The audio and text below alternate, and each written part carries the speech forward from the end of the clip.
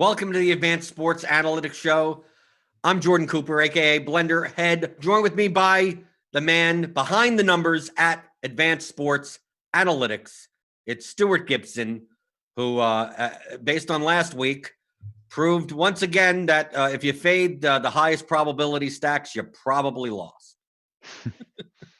Which is what I do. But hey, Stuart, Titans-Vikings, they put up 61 points. So I think we figured out why the total was so high.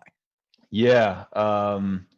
So it's interesting. We were talking about that when you brought it up last week. I was like looking through kind of our early projections and wasn't like seeing Titans guys, and I kind of quarterback is the first place I jumped to, and like wasn't seeing Tannehill towards the top. And I just went back through our data and I don't know, I must have edited like our file or something and dropped the last L from his name.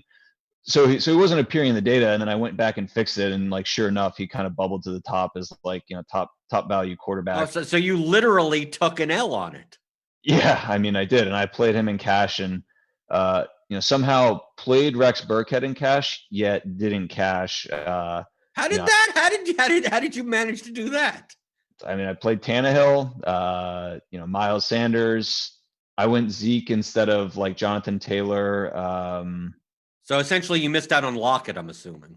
Yeah, I missed out on Lockett. Had Hopkins, had Thielen. I went, I guess, Thielen instead of Lockett. I forget exactly what their price differential was, but and played Giants defense, which didn't go well.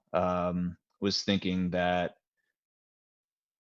I mean, there's no one on San Francisco yet. They still managed to, put up 36. That hurt. But yeah, no, that Titans game got there. It was mostly through Henry, as we saw.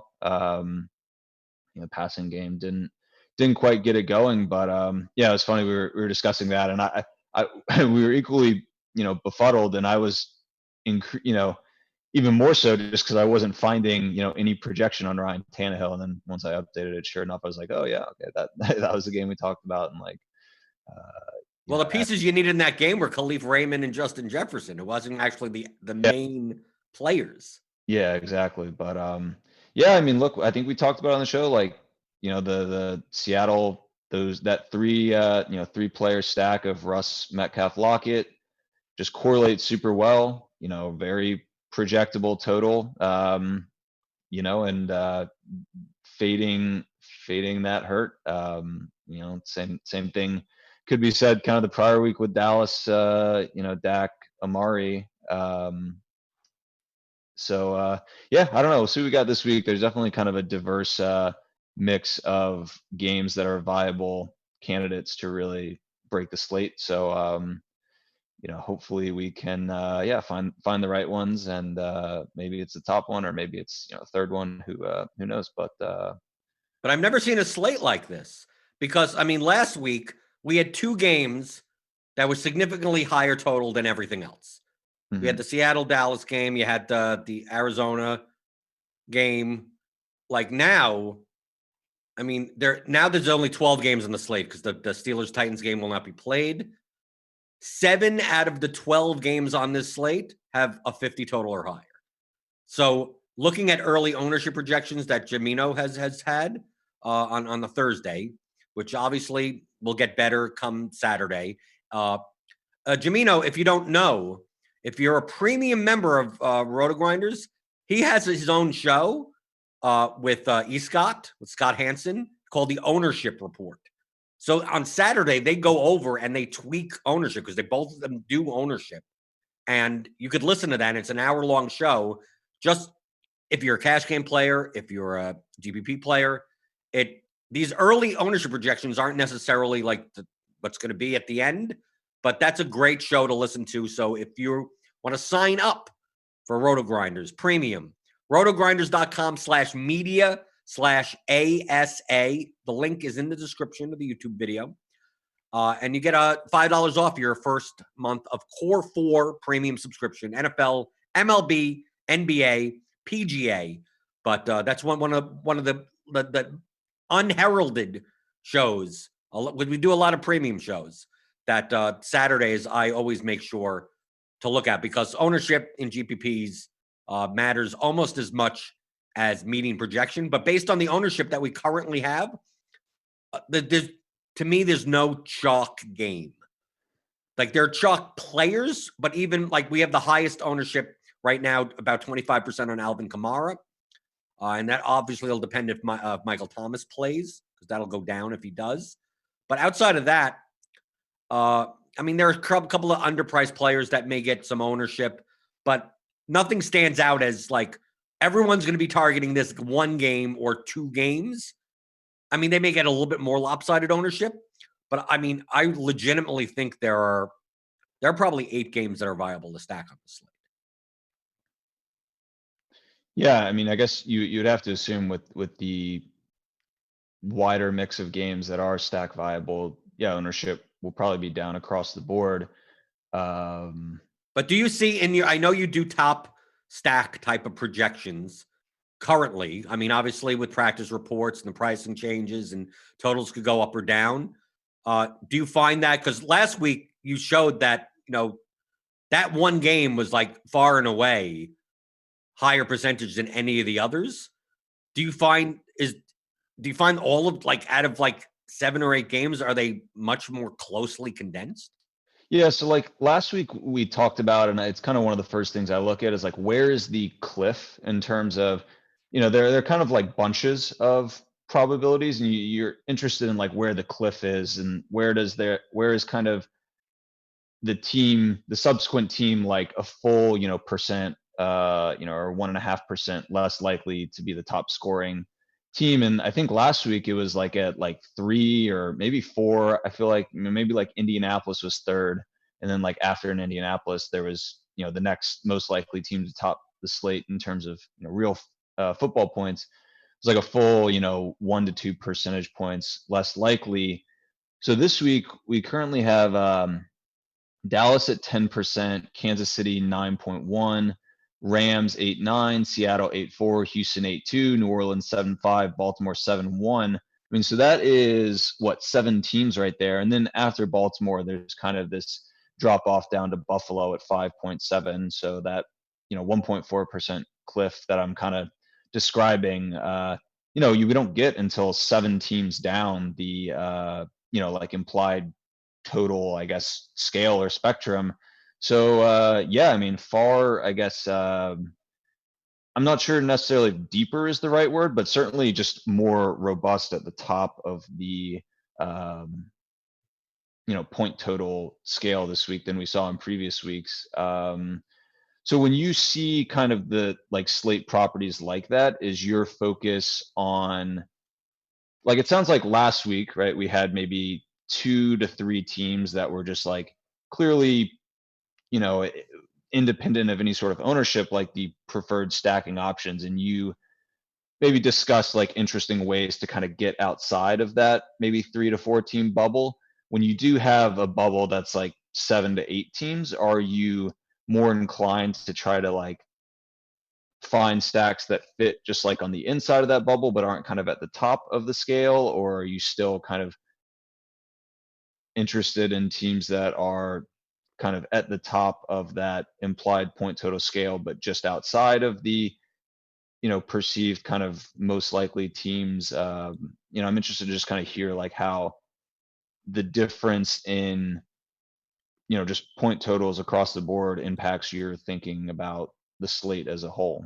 Well, for me, it's mostly leverage. Like last week, since it was so much ownership on those 2 games, like if I fade that game, I could do whatever I want. Like I gained so much leverage by either last week fading Miles Sanders, fading the Kyler Hopkins type of combo, fading not all of them combined, but just fading one of them. If I just said I'm just going to fade the Seattle Dallas as a stack, like I could do whatever I want. Here, there's no clear, like, well, I'm going to fade chalk this game. Like that I'm not gaining as much leverage by it. Like if I don't play the Browns Cowboys game and I play the Saints Lions game, I'm not like the difference between 18% own this and 12% own that is not as dramatic. So I'm actually more likely to get different at the one-offs on this type of slate than the stacks, because the one-offs could be chalky. Like the difference between, like, we may see because they're underpriced. I think the Panthers against the Cardinals, I think we'll see fairly highly owned DJ Moore or Robbie Anderson, Mike Davis. Like, I would be less inclined to play those guys as one-offs and not care that much about my stack ownership. If Kamara is going to be chalky with Michael Thomas out, I'll be more inclined to go under on him and play more Zeke as leverage off of Dallas stacks, or play more David Johnson off of Texan stacks, or play Kenyon Drake with maybe some recency bias, or go down and maybe play a Dalvin Cook instead of a Kamara, because I just don't think I'm getting in large field GPPs enough leverage. But there's no I'm not looking at a stack that is so obvious that I could just fade that and then make the best lineup. So I think my leverage points, I'm going to go primarily on pricing between those, top 7 to 8 games, and ownership is going to be less important to me on stacks this week. Got it. Does that make sense? Yeah, no, that does. I think last week we talked, like you said, a lot about ways to stack away from the obvious games. This week it sounds like more willingness to have some shares of those obvious games, but get different. And it makes sense. Right, but to me, there's really no obvious games. I mean, I listen to shows around the industry. We have content at RotoGrinders, and it seems to be a mixed bag. Like, you take a look at some and they go like, how do you not let Russ cook? How are you not taking the Seahawks? And then some people are just like, well, Deshaun Watson has had, 3 bad matchups, and now, he's underpriced, Fuller, Cooks, and like, how are you not taking the Texans? And then you have, well, the Dallas, Dak's going to throw the ball, and the Browns, and how are you not stacking that? Like, I don't see like one thing standing out. The Chiefs we have on this slate. Like, how you not playing like Edwards-Helaire? How you not playing, Mahomes, Kelsey type of thing? So when I see so many a disparate amount of opinions, it's just a matter of how could I make 3+1s? How could I, sometimes some of these you can make 2+2s. How could I make them in a way where my one-offs are not also the chalk? So, like, I can understand making, like, for instance, if you make vomit stacks on this slate, or cheaper stacks. I don't think you're making vomit stacks, but there are cheaper stacks in some of these higher total games. Like, how am I doing that without playing like Zeke and Kamara in the lineup? Like, how am I doing that? Or would it be better to play wide receiver in the flex in that type of lineup? So I'm like fading one of Kamara or Zeke, and I'm playing Lockett. I'm not playing a Seattle stack, but I'm playing Lockett as that player, a high-priced wide receiver as my flex spot. So from the games that we have down, I mean to have 7 games that are 50+, and I mean the 49 game. I mean, some of the line movement is ridiculous. That Bengals Jacksonville game opened at 44.5. It's up to 49 now. So a 4.5. I mean, 4.5 points line movement is a lot. So, like, I consider that to be like part of the higher totals. Less so on the Rams Giants, only because they're 13-point favorites. So it's a little less appealing to me. I thought when you said the cliff, I thought the cliff would be on the Arizona Cardinals, because that would make sense, because that's where Cliff Clinsbury is. Yeah, they're that's where the cliff is. Why shouldn't it be where the Arizona Cardinals are? I mean, there is kind of, I mean, I don't know. Arizona's 4.7, so a full percentage point underneath Buffalo. So maybe you could bunch Buffalo into that. Well, because when you do those calculations for like the highest team, you're considering only basically a 3-man stack, right? So it's like quarterback and 2 pass catchers. But like when you're stacking a game, so for instance, if you who do you have? What team do you have as the highest probability of being the top scoring on the Dallas? Dallas. Okay. About So if you're going to stack Dallas, that means you're probably playing OBJ, Landry, Chubb, someone on the Brown side.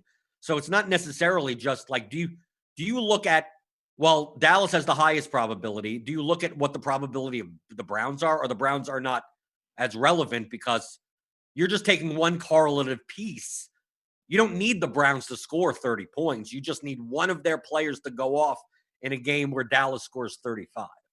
Yeah, so I mean, I'm not factoring in the likelihood of the Browns topping the slate, but there are properties of the Browns team that, get fed into this model. So pace of the Browns, their propensity to pass versus run, the kind of depth of their passing attack. Like, these are Browns team properties that impact projection and simulation for the Cowboys, but it's not like I'm taking the Browns' likelihood and somehow feeding that into the Cowboys, if that makes sense. No, yeah. The thing that concerns me about this game is Nick Chubb and Zeke Elliott.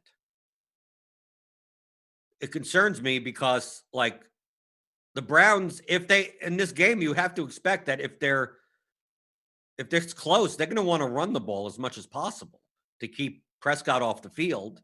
And then if the Cowboys go up, I'm more concerned that they just feed Zeke 30 times. Like, I look at this game between two teams that have good rushing. And yes, it has a 56 total, but I'm viewing this game more from the aspect, especially with the stacking partners that you have to for the Dallas, because Dallas, I mean, we had Cedric Wilson last week come out of nowhere. Like, I'm less inclined. I'm more high in this game on Zeke and a low priced, because the Browns' primary targets are under 6K. OBJ's 5,800, Landry's 5,100, Hooper's 4,000. I'm not saying that I would necessarily want to take Baker Mayfield, but I mean, I could, because he's under 6K.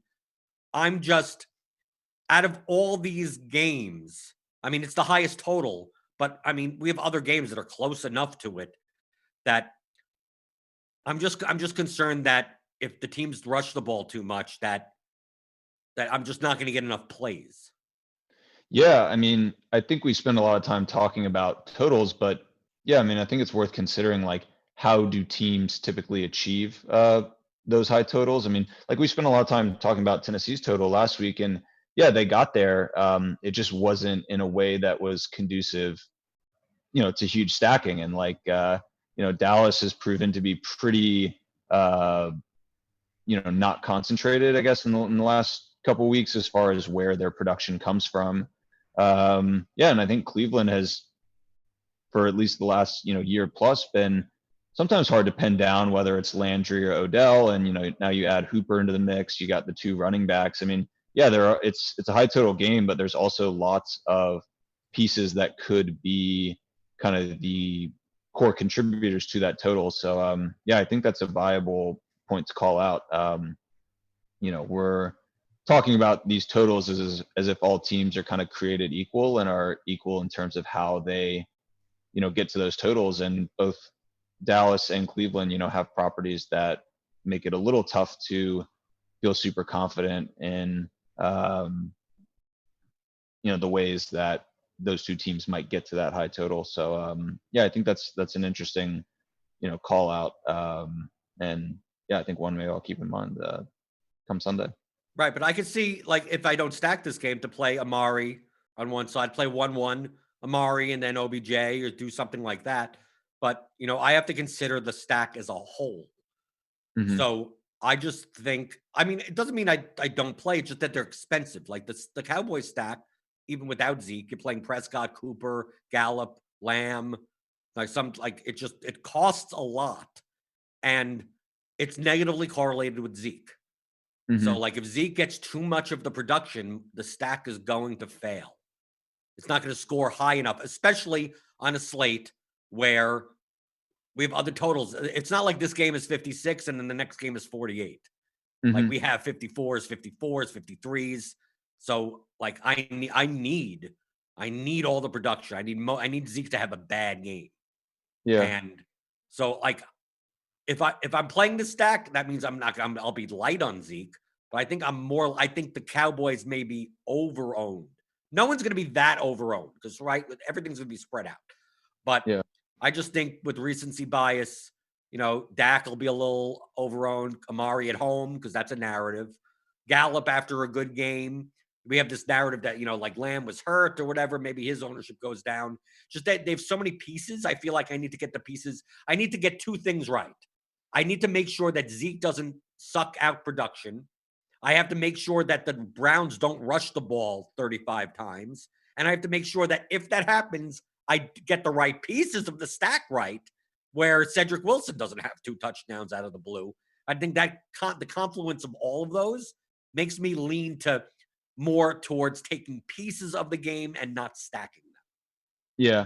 No, I agree with the kind of figuring out the pieces. I think that's a challenge. I mean, but I don't know. I don't think like Dallas is insanely expensive. I mean, they're the same price as, Mahomes. Like I'm looking just like at basic, Dak, Cooper, Gallup, same price as Mahomes, Hill, Kelsey with, 10% higher, 1 percentage point, 10%, more likely to, top the slate in terms of points, like same price as that Kansas City stack, cheaper than Russ, Lockett, Metcalf, cheaper than, if Thomas plays and you wanted to try to go like Breeze, Kamara, Thomas, cheaper than Lamar, Brown, Andrews. So, I look, it's not a cheap stack, but I think there are more expensive options that have more expensive stacks that have kind of at least, and at least per our simulation, less likelihood of kind of putting up the most points. But some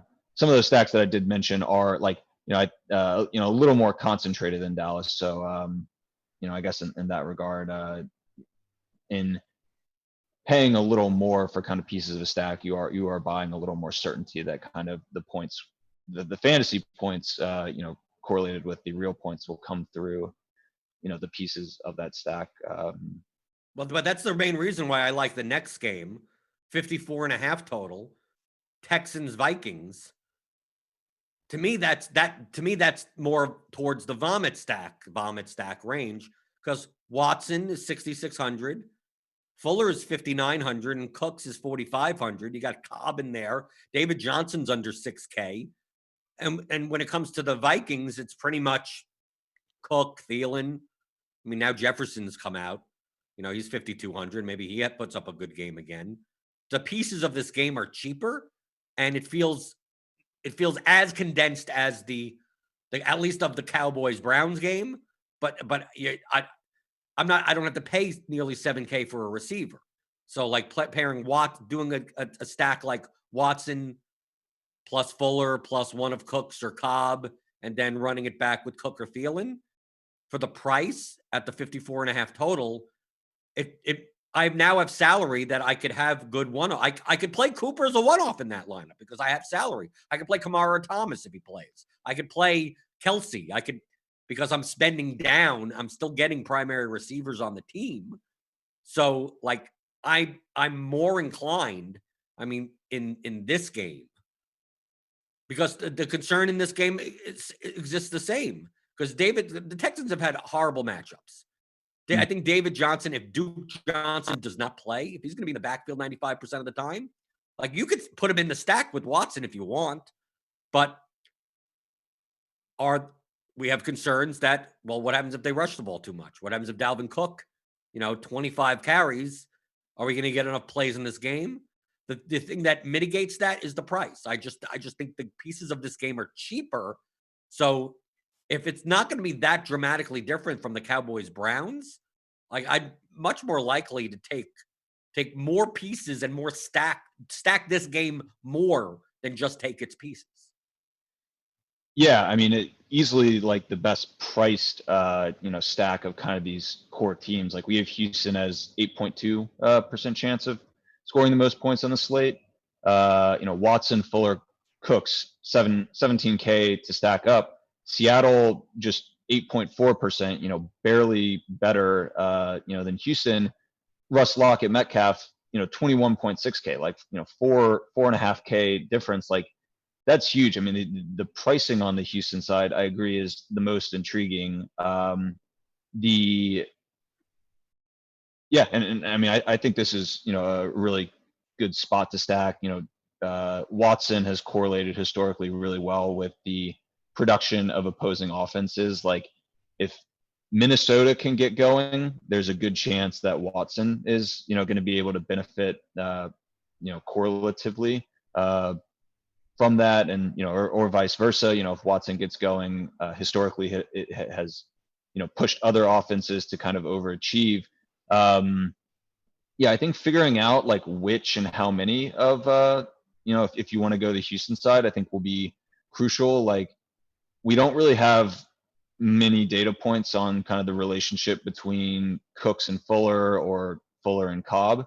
But looking back to 2019, like, there weren't too many instances where the Houston offense supported multiple wide receivers achieving really strong games. Yeah, but they had Hopkins. Hopkins ate everything. So, I mean, I that mean, makes sense. Just like the Packers, like when Devontae Adams is healthy, like they can't support more than just him at his price. So, do the Texans, all the stats that you have on the Texans with Hopkins, I mean, that he's an alpha receiver. yeah, It's kind of hard to compare that.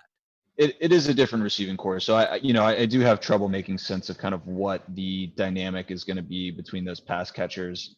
Another team we might talk to about later, Cincinnati, just so few like sample that it's really difficult to kind of parse out what the relationship is between the pieces.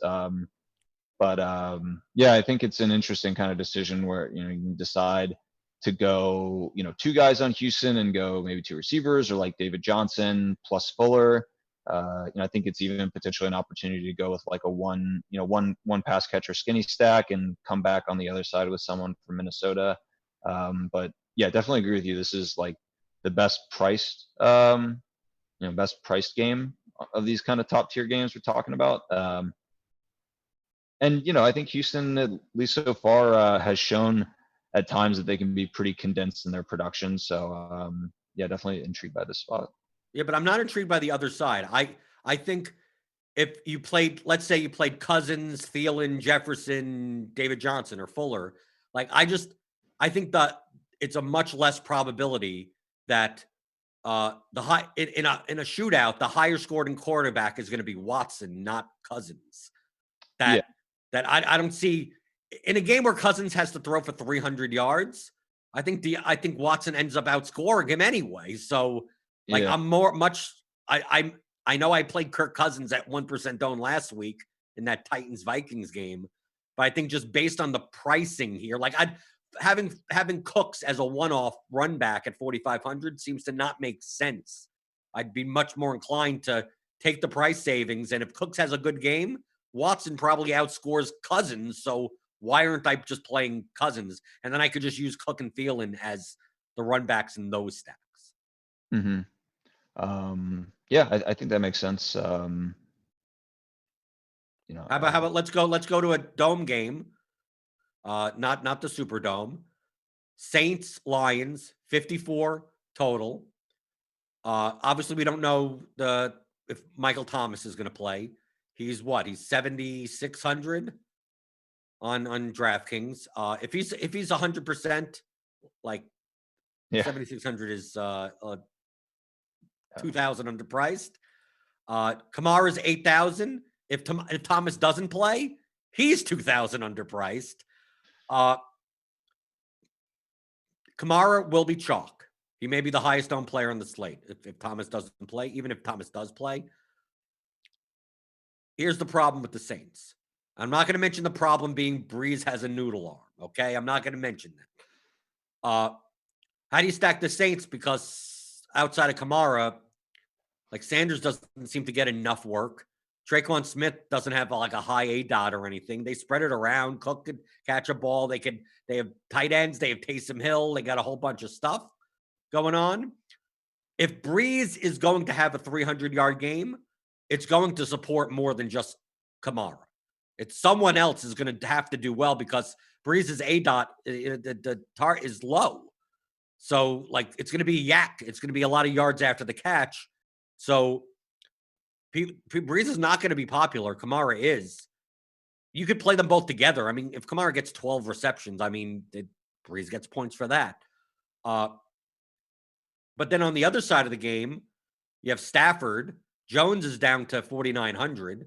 Galladay is under 6K. You still have Hawkinson there.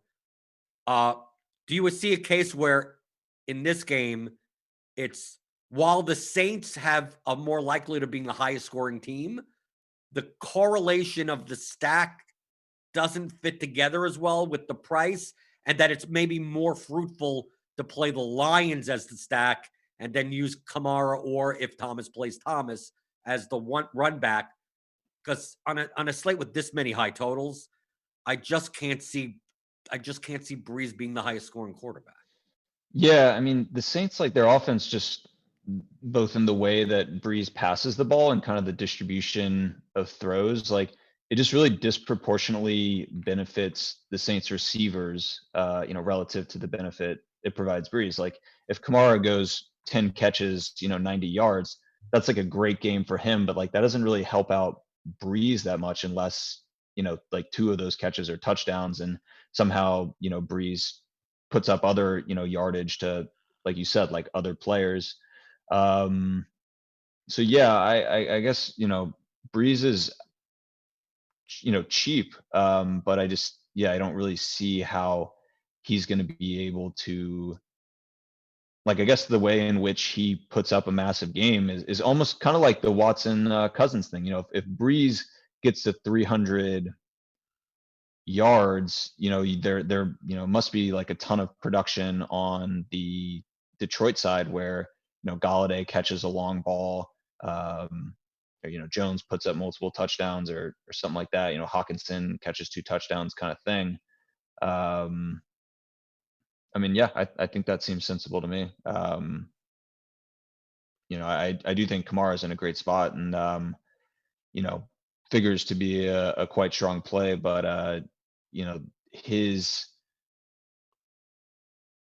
like ceiling game isn't like it doesn't a Kamara ceiling game doesn't really imply a Breeze ceiling game the way like a Galladay ceiling game is more likely to imply a Stafford ceiling game.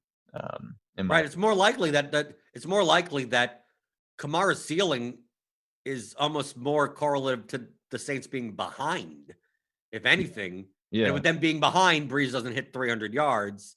Yeah. Like I see a case where if Kamara has a big game or the Saints skill position players have a good game, Stafford has more yards thrown than Breeze. Yeah. Yeah, I think that seems super likely. Okay. Seattle, Miami, 54 total. This game is going to be popular because if I had to pick a chalk game, it's going to be this because of the total. The Seahawks have a 30.25 implied total. We could, who it is. It's Russ. It's Russell Wilson. It's Tyler Lockett. It's DK Metcalf. We got Carson May play. Hyde was limited. We don't know what's going on with their backfield. Obviously, we have Fitzmagic on the other side, who tends to get into shootouts also. If they're playing, the Dolphins are playing from behind, Fitzpatrick has no problem chucking the ball up 50 times. You got Parker on that side. You got Preston Williams, Gesicki. You got a little bit more pieces on the Miami side than you do on the Seattle side. But, and you've said multiple times that Lockett and Metcalf are actually correlative to each other, ceiling-wise, which we don't see that often with receivers that are that high price. Because now the prices are coming up. They were 66 and 6,500 last week. Now they're moving up a couple of hundred. I'm most likely, I said this last week, Stu, most likely having no Seahawks stacks. Only because of the ownership. I mean, I'm taking a look at early ownership and Lockett 15%, Metcalf 13%, Russell Wilson is the highest owned quarterback. Obviously, in GPP, those will correlate with one another. Like, it's not like 13% Lockett is not with the 50% Metcalf. Like, they're probably together. Most of that is overlap.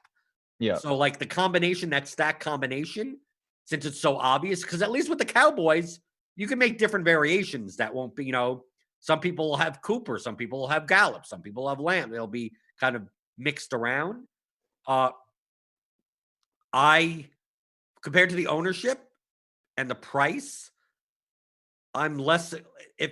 See, the problem is with this, I would normally say, if I wanted to stack this game, why don't I take Fitzpatrick? Why don't I take Fitzpatrick, Parker, and Gesicki or something, and then run it back with Lockett? But the problem is, and I think that you've shown this before, that if this game the only way Fitzpatrick gets to be in a shootout is if Russell Wilson is thrown for 4+ touchdowns anyway, and you might as well play the Seattle side.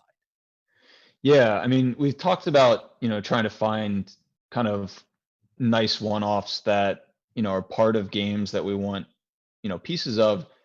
It does seem like a kind of tall task to figure that out with Seattle, because it's like, okay, if we want, a one-off of Lockett and that succeeds as a one-off, like, if Lockett hits a ceiling game, it's probably because, Russ is also achieving a ceiling game. And because of the correlation that we've seen between Metcalf and Lockett, there's reason to be concerned that, like, if Lockett blows up, that just like all the other two guys are also going to blow up. And in that case, like, having just one of them, really isn't going to help you leapfrog, the lineups that have all three. But with that correlation, like, if Lockett has if Russ has a terrible game, really all two of the entire like stack is going to, they kind of like the stack either, rises to the top together or sinks to the bottom together. And at that price point, like, it's a very heavy stack that, if it gets there like it did last week, great, you have all the money. But, if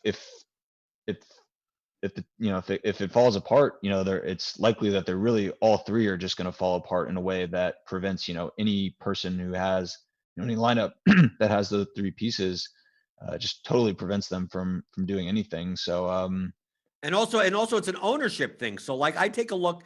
I usually don't like playing expensive stacks for that reason, that like everything has to be perfect and they all have to get there because they're higher salary. That I take a look at the difference between Seattle and Kansas City and go, would it be better to play 15% own Wilson, 15% own Lockett, 15% own Metcalf, or do I play 8% own Mahomes and 12% own Kelsey and 4% own Tyreek Hill or something like that? That, yes, the Seattle stack is more correlative. I get it. There are more pieces. Watkins could get a touchdown. Clyde Edwards-Helaire, gets in the mix. So it's not as straightforward.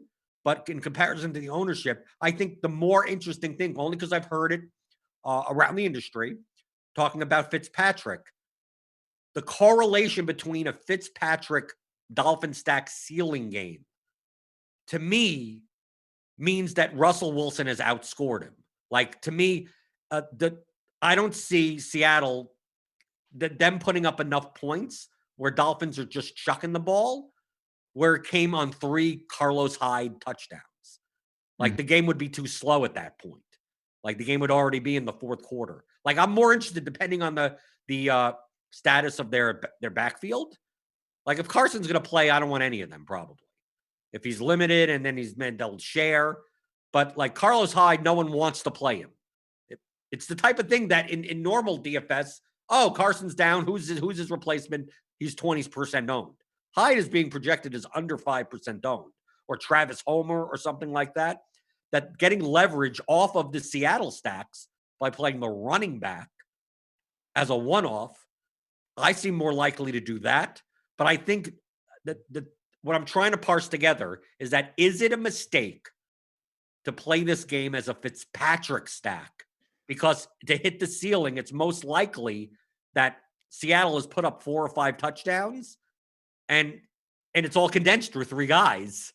That if Fitzpatrick has 30 points and Parker has 25 points and Gesicki has 20 points, yeah, they're a little bit cheaper, but the Seahawks stack is just blown everyone out of the water at that point. Yeah.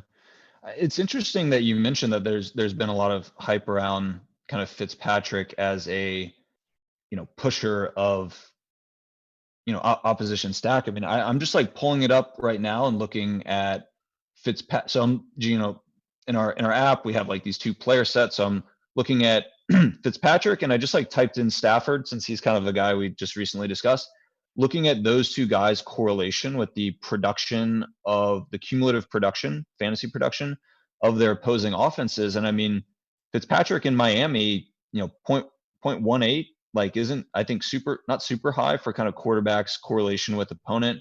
In Tampa, he at least in the 2018 season only had 0.23, not super high. I mean, Stafford back to 2018 has had a correlation with cumulative opposing offense production of 0.38. Like, I don't know. I think back to that Cincinnati Miami game last year, where it was like Fitzpatrick and Dalton just going against each other like crazy. But I mean, the data that I'm looking at would suggest that Fitzpatrick doesn't correlate as well with opposing offenses as maybe people believe. Well, they just view him as a slinger.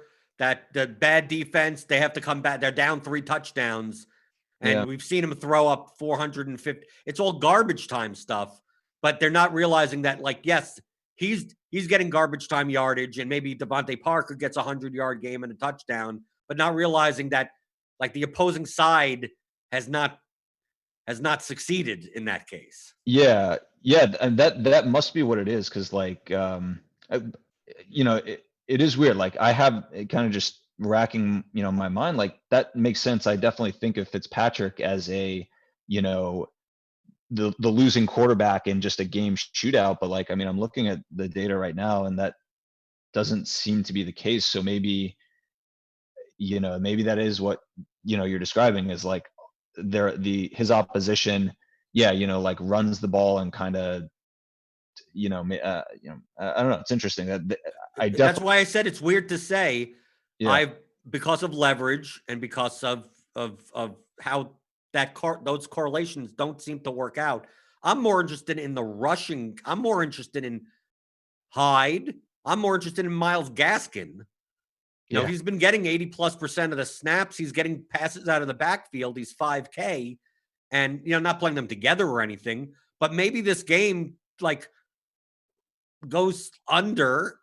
Seattle gets to a 2-touchdown lead, and so they start running the ball more, and it's not a big enough lead for the Dolphins to start slinging it. So it's a lot of dump offs to Gaskin and stuff like that. He's been getting red zone touches that instead of stacking the game, I'll take not both of them in the same lineup, but I'll take a shot on Hyde. I'll take a shot on Gaskin, and that's leverage off of, because Fitzpatrick's going to be owned. He's going to be he's not going to be 3% owned. He's going to be owned this slate. So Parker's going to be owned. Gesicki's going to be owned. So the natural leverage is just doesn't seem like anyone's playing the running backs. Yeah. No, I like that Gaskin call. I thought I kind of enjoyed that Thursday night game last week. It really showcased 2 running backs, and now I think James Robinson's really, he had a great game and kind of is getting that buzz. But man, Gaskin and Robinson are just like dominating their teams, opportunities. And yeah, I like Gaskin a lot. Yeah, I think with this game, I mean, for me, what it comes down to is that there's really great correlation properties on the Seattle side, but unlike last week, they're not projected for as high of a total relative to the slate this week. And they're very expensive. I'm a little more intrigued by either going up or down, kind of in that direction. Going up, and I'm saying up or down in reference to implied total. Going up to Kansas City stack, which is a little less, actually like 1,500 less expensive, or going down in probability of kind of putting up the most points down to Houston, where it's just like way cheaper. Just kind of my thoughts, but there do seem to be some flaws in kind of consideration of the Seattle side, mostly for me around price and ownership, like you talked about, is that's a cost in its own way. So that's why I like the next game. Okay, I heard your list on top stacks. They're not coming in as high. Bills Raiders. This game opened at 49.5. It's now up to 52.5. It's a 3-point spread. I take a look at this game. We have Ruggs is out. Edwards is now out. Okay. I take a look at this game. John Brown may be out. Josh Allen is going to go overlooked again. It's going to be 5% owned. He could obviously get there in multiple ways. We got Stephon Diggs at 6,800. Gabriel Davis at 3,200. On the Raiders side, you got Jacobs, you got Waller, you got Renfro. That's pretty much it. I mean, I guess you could throw in Aguilar. He's 3,500 if you want to take a shot. I just say for the price consideration and the total and how they correlate. I mean, we've seen when Josh Allen puts up a big game, like the other side has to come through. I mean, like I'm not playing Carr in this game. And with Allen, I could play skinny stacks because Allen could rush for 2 touchdowns and maybe he doesn't support 2 receivers. But with if John Brown's out, the second receivers that he's going to have are going to be really cheap. So like Gabriel Davis doesn't have to do much to get there at 3,200. Diggs does, but I think Josh Jacobs is going to be under 5% owned. I think you could play. I think you could. I could identify all the pieces. Most of them are cheaper. I can play skinny stacks with Allen. I could play him naked even. I don't have to play Allen Diggs. I could play Allen with no one. I could play Allen, and I could play Renfro and Waller together because Allen is the higher scoring quarterback than Carr. Waller has 100 yards on 13 receptions and a touchdown. Renfro, who else are they throwing the ball to? I just take a look and like the Texans are going to be more popular. So I take a look at this and go, why can't the Bills and Raiders be that high scoring game? The only concern I have about players in this game is that the correlation of Josh Jacobs to a ceiling game on the other side, because he tends to be more of the workhorse, where if Josh Jacobs has 30 touches, this game has probably gone under. So, but he's going to be 5% owned.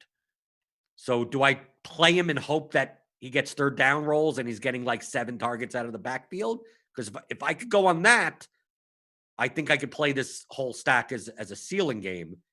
I'm trying to figure out whether or not Jacobs is a piece of that. Can I play Allen, Jacobs, Diggs?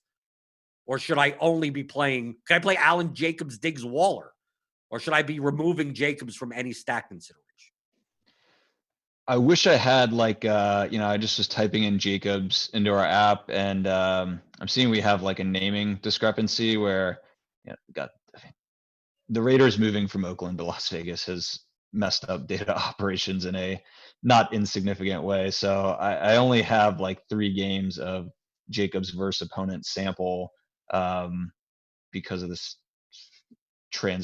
naming team abbreviation transition. So I wish I had more of a concrete answer for you. I mean, I'm seeing so far in 2020, I guess that's what we can talk about, in the 3 games of 2020, which, I mean, considering 3 games for correlation purposes is pretty thin.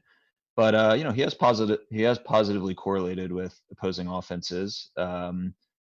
He has seen more of a role. Well, I know it was kind of widely talked about after week 1, his role in the passing game. Not sure if that has continued, but let's see. Yeah, I mean, he had 20% target share week 1, and then between 8 and 12.5 week 3, 12.5%. So, I mean, yeah, Jacobs, I think he's being used this year in a little more of a way that maybe is conducive to, what you might consider positive correlation with, opposing team scoring and kind of pace. I do like, that Buffalo side. I probably would just be keying on Waller as the piece kind of opposite Allen and Diggs. And Gabriel Davis, interesting call if Brown's out. He was pretty productive last week and seems to be a competent receiver. And Buffalo, they're not, again, it kind of depends on where you consider to be this cliff of like what teams are inside the kind of very much in the mix for being, a slate breaker. Buffalo's kind of like either just inside or just outside, depending on kind of where you determine that, that cliff to lie. Yeah, I mean, but Allen he's been awesome this year. It gives you rushing upside. So, considering just like a skinny stack of Allen, Diggs, Waller bring back, I think is certainly in play. Correlatively, Allen has correlated really well with his primary receivers in the past. Diggs, I think, has similar enough traits to 2019 John Brown. Not definitely not a carbon copy, but I think Diggs does a little more as far as a rounded receiver. But yeah, the opportunity could be there this weekend if Brown's out for Diggs. Yeah, I think a strong spot. The next game, Chiefs Patriots. I have concerns about this game. From a stacking perspective, not concerns anything else. I mean, we're primarily on this show talking about GPP lineups and correlation. Mhm. The pieces on the cheap side are expensive. I mean, Clyde Edwards-Helaire is 6,400. Tyreek Hill is under 7K. I mean, as one-offs, Kelsey, I could see one-offs on that side, and then we have the Patriots with Cam Newton. Then you got Edelman, you got N'Keal Harry, Damiere Byrd. The production could spread around, and of course, Cam could vulture production from the rest of his team by rushing. Do you see a case correlation-wise where in a shootout that Cam is the higher scoring quarterback than Mahomes? Because, to me, if the Chiefs are putting up 30 points and the Patriots put up 24, it's Mahomes with 350 yards passing and 4 touchdowns. And I know Cam has the rushing upside, but do you see playing a stack such as Cam, Harry, Edelman, Hill, or Kelsey, that type of stack, or playing the Mahomes, the 3-1 the other way, and then it's very expensive. Well, I mean, typically Hill plus Kelsey isn't a pairing that I like. They tend to have kind of negative correlation, and that's, I don't know, you can How stomach about that. Watkins? We have Watkins at 4,400. Right. So I think if you were going the Kansas City side, you might be inclined to go, but Watkins negatively correlates With with everyone. everyone. Yeah. When he has a big game, it's no one. So I think maybe going Hill. I mean, Hardman had a pretty good role last couple weeks, maybe going there.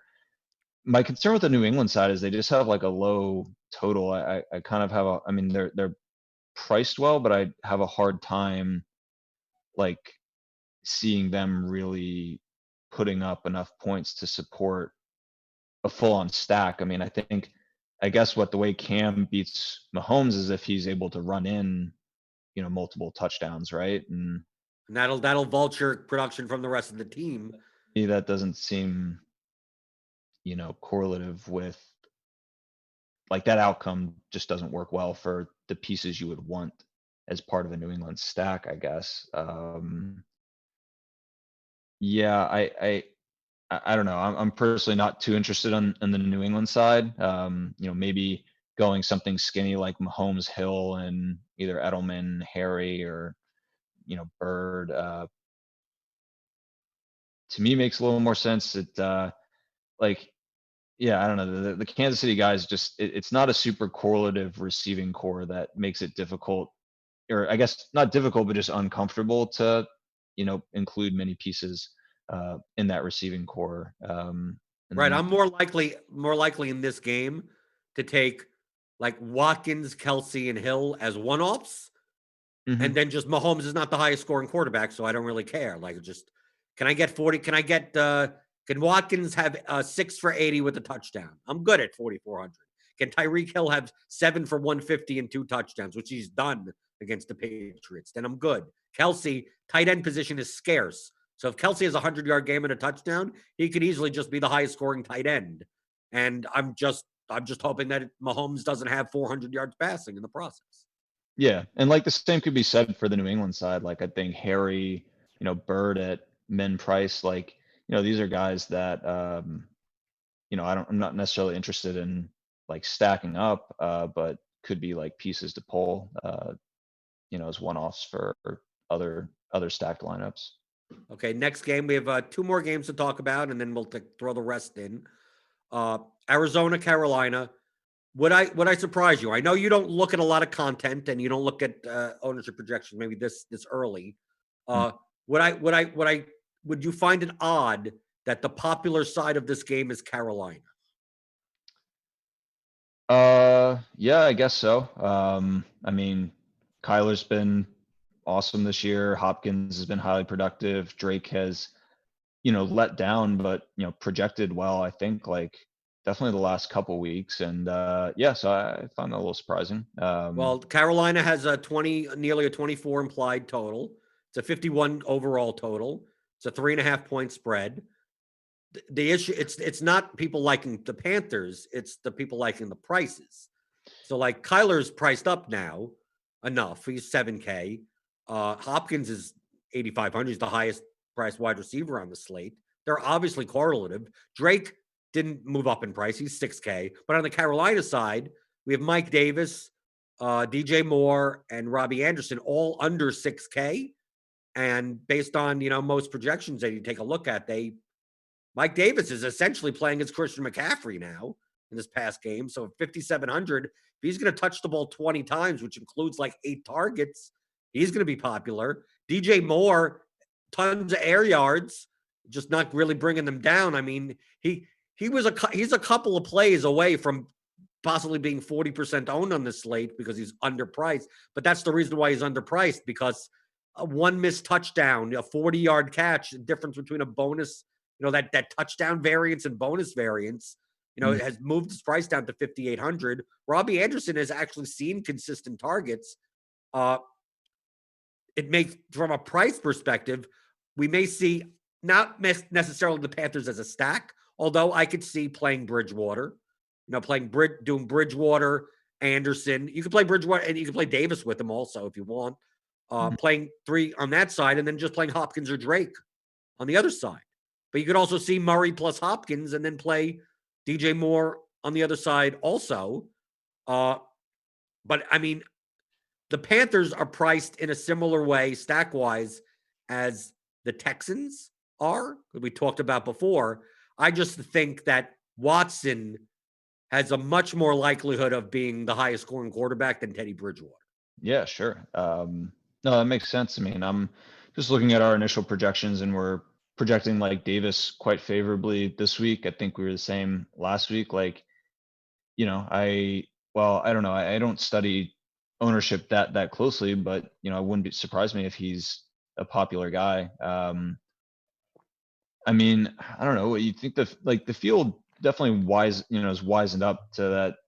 Arizona's like total is not like where it was last week. I mean, we wouldn't expect to see like similar ownership on them. No, the Arizona side is going to be lower owned. Kyler's not going to be highly owned. Hopkins is not going to be highly owned. I mean, they'll be owned. Drake will be 15%. I mean, they'll get owned just as a stack. Like last week, I mean, we saw 30% on all 3 of their main players. And like, that's just absurd. We're not going to see that here. It's going to be on the Carolina side. Not as right as a stack. It just, I see, if you're going to correlate, I see like a lot of Hopkins, DJ Moore lineups, Mike Davis, Hopkins, Drake, Robbie Anderson, like the 1-1 types. Or maybe people go, I mean, maybe this is the time. Kyler has been chalk on all the slates we played so far. People are going to either go up to Russ, they're going to go and they're going to play Watson underneath, they're going to play a cheap Ryan Fitzpatrick. Maybe this is kind of weird to say. I don't think I'm going to do it. Maybe this is naked Murray week. Maybe you don't. Maybe you play Murray as the quarterback, and then you play Davis and Moore on the other side as well, because that's what you do with like Lamar, right? You could play Lamar Jackson as a naked quarterback. He gets 3 touchdowns. Maybe that's what you do for. No one's going to do. I mean, I'm looking at the ownership, and who's going to do that? Maybe you. I don't know. It's very hard. I rarely ever play naked quarterbacks. I usually will pair them up with at least one receiver. Yeah. And the one receiver I'd pair him up with is the most expensive receiver, so it kind of defeats the purpose.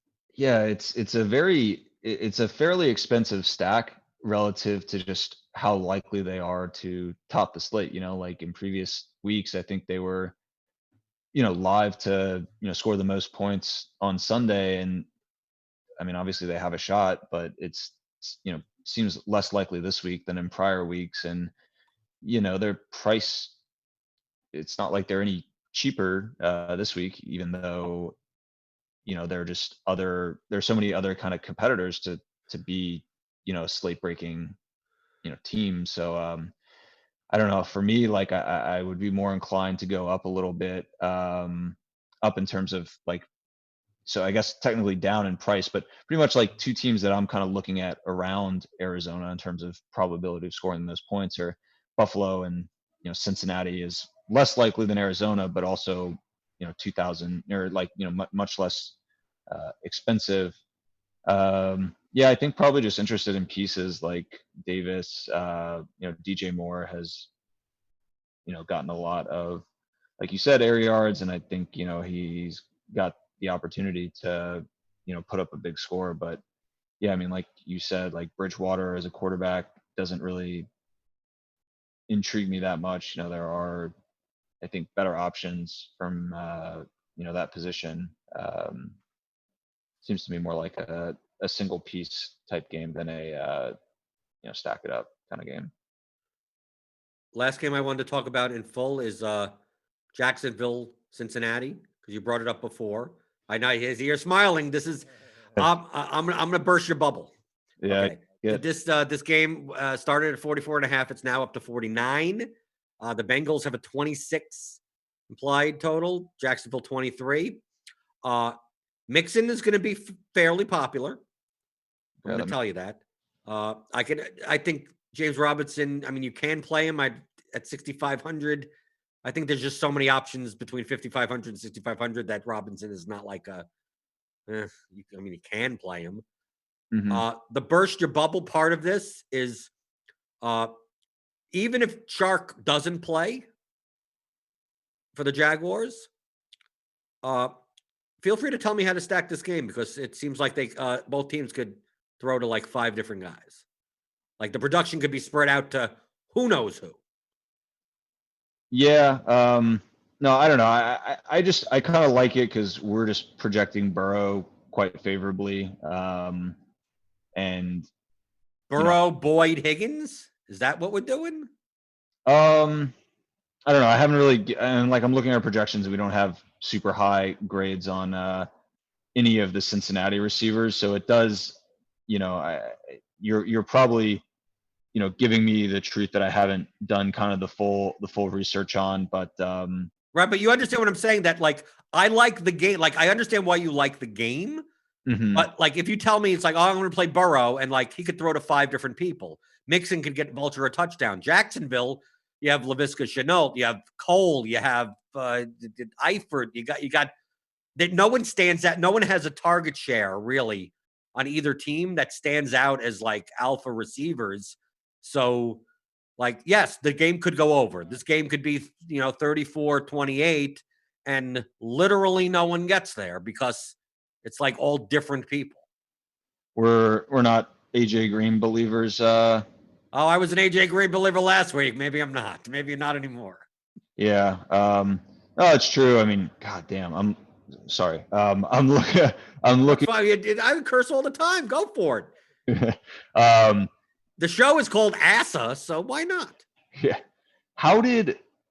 Oh gosh. I mean, AJ Green is a corpse. Don't worry about him. I didn't pay that a close attention to Philly Cincinnati last week. How did Green in the first 2 weeks? I mean, his air yard share 45 and 42%. Week 3, 11.5%. No, because Burrow learned that you didn't see the first week. He just started jamming. He basically just had tunnel vision towards AJ Green. And just started jamming, just wherever he was, he jammed him in. And it's not like AJ Green is good anymore to like get these narrow receptions. And yeah, that's how he got all his air. I mean, he's like Mike Williams. Like most of his air yards are uncatchable passes. So like in the data, it looks good. But then once Burrow found out that, I could throw to Boyd and Higgins and multiple, Auden Tate was on the field, that he could spread it around, that like he didn't have to force stuff into AJ Green. And that's AJ Green just became one of the Bengals receivers. Is not anything special. I think Boyd is the more likely like alpha receiver in that group. So like if I do stack, and it's going to be Burrow, Boyd, and then you could skinny stack that, only because I just think this production gets, if anyone's going to hit 100 yards and a touchdown, it's going to be Boyd. Yeah. And then AJ Green is probably still overpriced. Higgins got his price improved to 4,500. Like you could see a fullback scoring in this game. You could see like if Burrow is the highest scoring quarterback, it's quite possible that no more than one of his wide receivers is necessary because of how they spread the ball around. And you could say the same with Jacksonville as well. Mm-hmm. Yeah, that makes sense. God, I didn't realize AJ Green was so not involved last week. That's great. He was involved. He stood there and hopefully he didn't have to jump for anything. No, I'm looking at it. I mean, he recorded the most snaps he has all year, but I mean, set just like massive season lows in target and air yard share, as where Boyd's was on the field for fewer snaps, but I mean, just him and Higgins, I mean, just dominated. No, yeah, I don't know, maybe I guess so. Yeah, Green does appear to be kind of out of the picture, but maybe Boyd and or Higgins. I know there was some, I think, bullishness around Drew Sample last week, and he did a whole lot of nothing. He's a blocking tight end. I think people don't realize that when things happen in games, like I think you could take advantage of this in GPP's recency bias, like with KJ Hamler. I mean, he had an okay game last week. That in the middle, I don't want to speak like an NFL coach because I'm not. I don't want to say I'm expert in football. I'm just using logic. If an injury happens mid-game, like they've spent the entire week on a game plan, right, to attack this team, the playbook, what plays they're planning on using, and one of your guys goes down, this new guy is going to come in. Most likely, he's just going to be like, what we planned on, you fill that role. Yeah. So like Drew Sample was playing as CJ Uzomah. And then now that they have a week to game plan, Drew Sample will go back to being the blocking tight end that he is. Go back to Drew Sample. Right. So people are like, oh, Drew Sample's going to have a big role. No, they're just going to not plan for having a passing tight end. And yeah, do you take a shot in the stack? Sure, I get it. I played some Drew Sample, but I think taking those one-game samples, no pun intended, like think in terms of, well, Cortland Sutton went down and KJ Hamler was just thrown out there. So he's running Cortland Sutton's routes. Yeah. And that's why he got 8 targets, because they don't have time to reconfigure in what they were planning on doing. And then the next week comes down and Hamler's the third receiver and Tim Patrick's getting more targets because why wouldn't he? Yep. So one game we didn't touch on, I think you mentioned briefly, and the concerns with it are glaring. It's that, Los Angeles is 13-point favorites. You could say the same for the Ravens. I know we didn't mention the Ravens because they're 13-point favorites. They both have nearly 30 implied totals. How do you stack these with? I mean, like my concern with the Rams, like my concern with both teams, the Rams and the Ravens, they're run first teams. Yeah, right. So what golf? How am I double stack? How am I stack?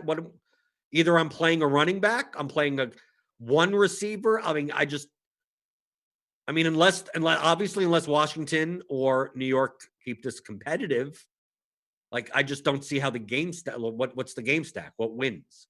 Yeah, I guess. On the Washington side, you would need McLaurin or like Logan Thomas has been serviceable, but probably McLaurin. You need McLaurin to have a big game somehow. New York side. New York has receiving weapons. Like I like Ingram. I'm not saying for DFS purposes, but like he's a guy who can make plays and kind of do stuff for his offense. But Yeah, I mean the note about them being run first teams is kind of the concern. I mean, I just I have them in my notes. Los Angeles. We're having a third most likely team to top the slate. The pieces are fairly reasonably priced. Goff, Cup, Woods.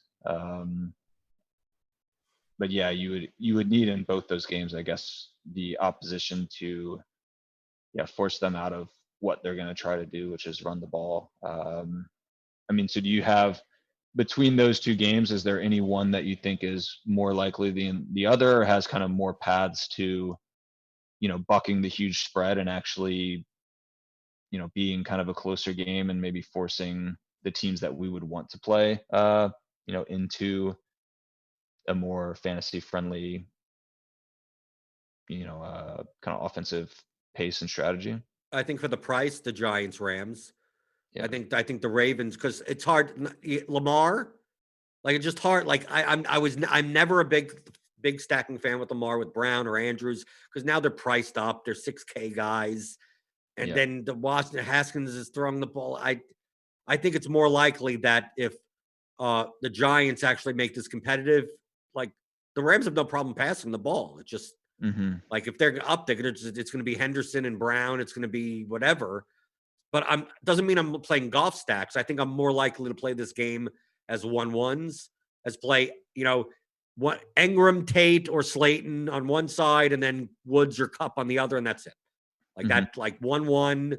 But I mean, if you want the pricing is if you think the Giants, if you think the Giants keep up in this game and this goes over, I'm much more interested in Daniel Jones than I am Jared Goff. Yeah, that's interesting. That doesn't mean I'm going to do it, but Yeah. I'm just telling because this is what. Look at this slate. We're talking about a game that we don't think is like and it's a 48.5 total. On other slates, that would be like the third highest total game on the slate. On this slate, it's the 8th highest total. So I have to factor that in. It's not a matter of, the Rams have a 30.75 implied total.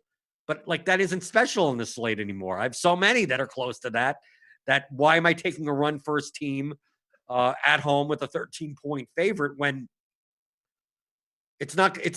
I have I could be contrarian with like 7 other games. I mean, that's why, like, even looking down, like this is not Colts, Bears, Chargers, Bucks.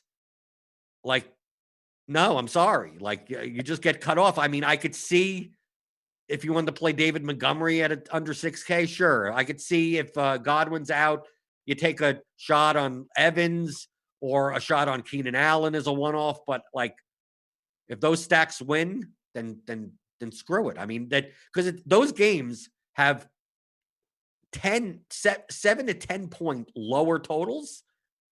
And it's not like we have 10 of those games and then two high total games. So it's like maybe one of those.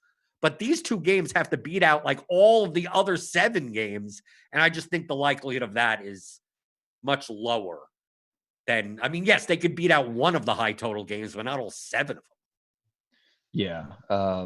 No, with some of these teams you're mentioning, I mean, like Chicago, Chicago Chargers, less than 1% chance of topping the slate. Some of these other teams, Indianapolis, Tampa Bay is at like just under 3%. But yeah, I mean, just teams that, it would take, a real, I think, unusual set of circumstances, both in the games and also in like the games that pertain to the team, as well as, the whole kind of slate of games, that it just seems super unlikely that, these games are, in contention from a stacking standpoint. Like you mentioned, there are some kind of single pieces, but yeah. So we know what's going to happen week 4. Seahawks, 48 points. Wilson, Lockett, Metcalf get there again, and I have none of it. And I'll be back on going. But there's no games here. There's no Titans-Vikings game. Like, I understand why the totals are this high in these games. So, like, that's why, like, there's nothing stands out. I don't have, like, a game that I'm looking at that I may have. I may have a very diversified player pool. Yeah, I was going to ask. So in slates like this, would you say that, like your exposures on players are pretty low? Is that something you try to kind of force yourself, or more just the way that, you build lineups, it kind of turns out that way? Are there any positions that, you are willing to take on kind of more condensed player pool in a slate like this versus positions where you want way more diversity? Just curious to kind of hear your closing thoughts on something like that. Well, I mean, I wanted to bring it up before because Brandon mentioned it in the first week, and Eric Beimfor tweeted about it, and I had a little discussion with him that the NFL has changed enough in the past 3 to 5 years, and most people that are playing DFS have played DFS 3 to 5 years ago. I'm leaning more towards the side. It used to be that running back flex was the way to go, right? That was, three. If you could play three bell cow running backs, like you're going to get the points and then take a stack and you're good, right? Mm.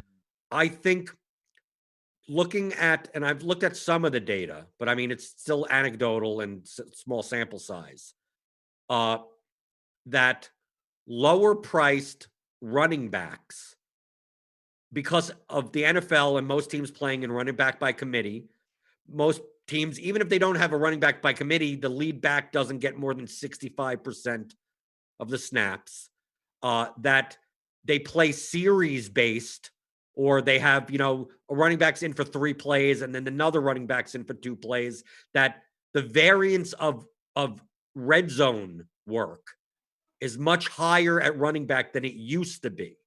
It used to be that when they get inside the 10, like that's the running back that's going to be in. And now a lot of times it's like whoever happens to be on the field is going to be, carrying the ball inside the 10 and the 5, that the cheaper running backs have more probability of, like in a GPP, you want to score like 20 plus points from every spot in your lineup. Mm-hmm. We used to think in terms of 4K wide receivers being boomer bust guys. Get a high speed guy that could catch 3 passes and get 1 70-yard touchdown and get the bonus and a touchdown. I think it's more likely that a cheap running back puts up a score similar to a 7K running back than a 4K wide receiver puts up a similar score to a 7K wide receiver.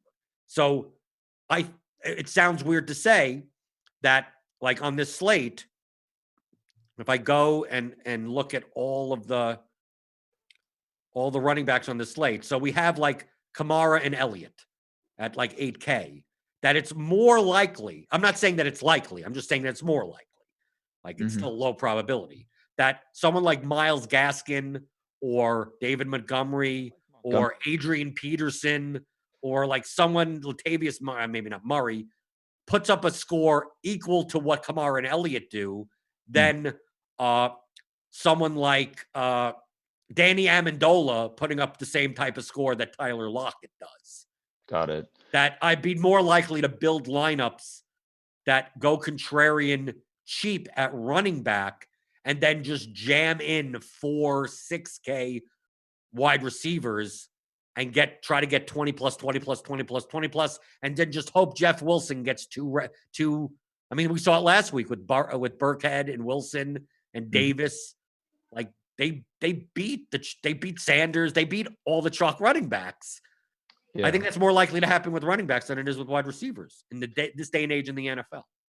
So it seems like, correct me if any of this is wrong, but like historically the recommended kind of, I'm thinking about like, what's kind of the maximum exposure you're willing to allow at a position, and that's kind of inversely related to the width, I guess, of your player pool or depth, however, whatever spatially you want to think about it. Historically, it seems like, the prescription has been, keep it tight at running back and allow, the running backs you like to get up, pretty high in exposure, and then be, highly variable at receiver and just kind of cycle guys in, mixing and matching, but, keep exposure limits pretty low. coerce kind of that wide player pool receiver. It sounds like maybe the recommendation might be now to actually flip that and be open to being, tight and kind of overexposed or heavily underexposed at receiver on the guys you like and don't like, and be actually pretty, restrictive in terms of exposure limits to coerce that kind of wide player pool running back. Is that? No, that's exactly what I'm saying. Instead of me trying, I'm leaning more towards, instead of trying to take, if I have like a lot of Kamara and Elliott, I'm going to need a lot of cheap receivers. Okay. And it's like the old school GPP method is, we'll cycle through, put 8 in your pool and cycle through and hopefully find the one that hits. I think I'm more likely to have wider exposure at running back, and then just I'll just look at the wide receiver pool right now, instead of having like 5% Golden Tate and 5% Curtis Samuel and 5% Danny Amendola and 5% Emmanuel Sanders. Like, I'm much more likely to just let's take a look at the top end and go, I'm going to have 20% Hopkins, 20% Lockett, 20% Hill, 20%. Like, I'm basically just jamming in all the 6K and above. Like, I'll have 10% Cup. And the cheap wide receivers, the only time I have the cheap receivers are in stacks. So I barely have any cheaper, but the cheap running backs are the one-offs. Those are the ones that kind of get filtered in. So I have 8 lineups with David Montgomery, and I have 6 lineups with Jeff Wilson. He's not on the slate, but I mean, Adrian Peterson in 2 lineups for the Lions. Like, I just think it's more likely that AP goes for 100 yards and a touchdown because they just force feed him the ball. It could happen. He's 2% owned, and he beats out, the Kenyon Drake, who's going to be 8 times more owned, because Drake he gets 20 carries, but it's 75 yards and no receptions and no touchdowns. So, I'll save 2K there and then just make sure that I have as many high ceiling wide receivers in my lineup. Got it. Cool. No, I don't know if I'm right. I don't know. I don't know, but it makes sense logically from how football teams are playing in the NFL, where we don't have half the league playing guys that are playing 80+% snaps at running back. Mm-hmm. Well, I mean, at least in my experience last week, you certainly were right. I had, high exposure and pretty tight at running back, and 2 guys I had a lot of were Zeke and Sanders, and that, did not go well. Well, hopefully it goes well this week. For week 4. If you'd like to contact Stewart, it's Start Gibson on Twitter. Start.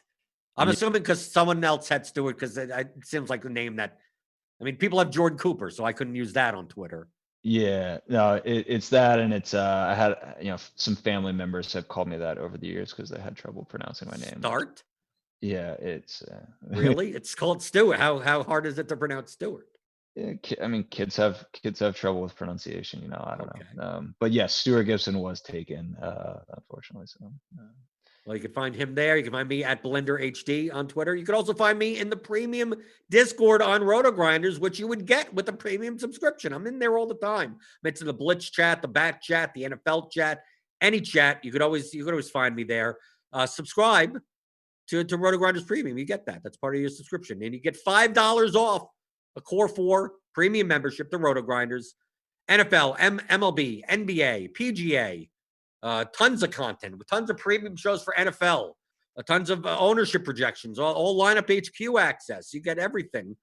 So use the link in the description below in this video, rotogrinders.com/media/ASA.